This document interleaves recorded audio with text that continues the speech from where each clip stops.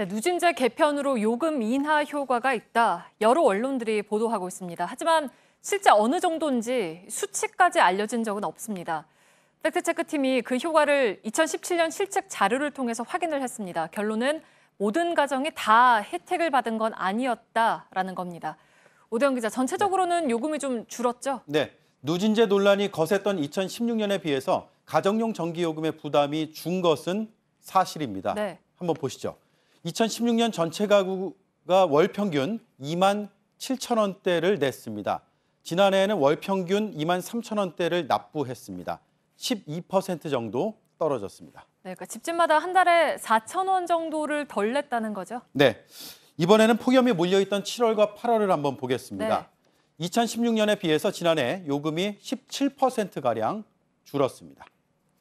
네, 그러니까 2016년 여름에 날씨만큼이나 정말 뜨거웠던 논란이 이제 누진제와 관련된 거였는데 그나마 좀 개선이 됐다고 하니까 다행인 것 같은데요. 하지만 이건 전체적으로 봤을 때 그렇다는 얘기고요. 네. 세분화해서 보면 결론이 좀 다를 수가 있습니다.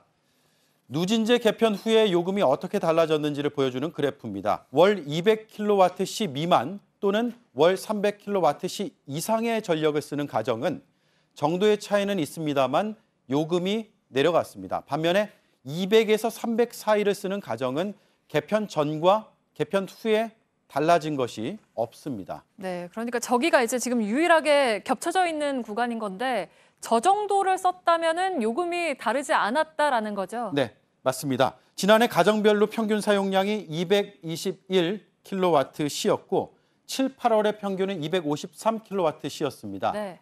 모두 이 구간 안에 있습니다. 다시 말해서 평균 정도를 쓴 집은 혜택을 보지 못했다는 겁니다.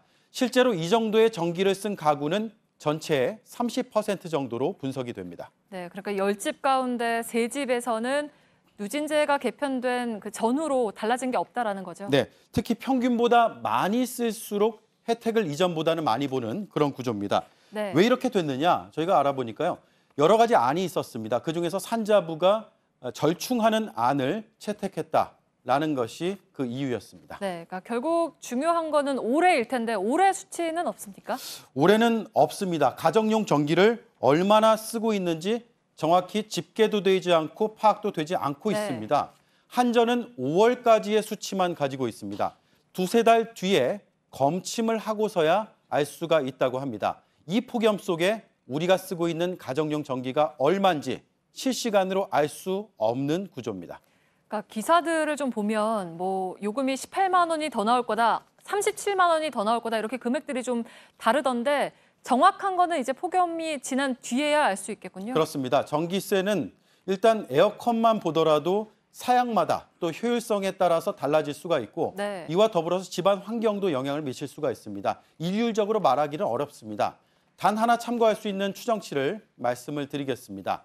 한국전력이 소비전력 1.8kW의 스탠드형 에어컨을 표준으로 해서 계산한 내용입니다. 이 계산식대로라면 올해 5월 2만 원의 요금을 낸 집이 하루에 4시간을 한 달 내내 썼다고 하면 5만 4천 원이 추가로 나올 수가 있고 8시간을 한 달 내내 켜놓을 경우에 12만 3천 원, 12시간을 계속 틀어놓는 경우에 19만 2천 원의 요금이 추가로 나올 수가 있다고 합니다.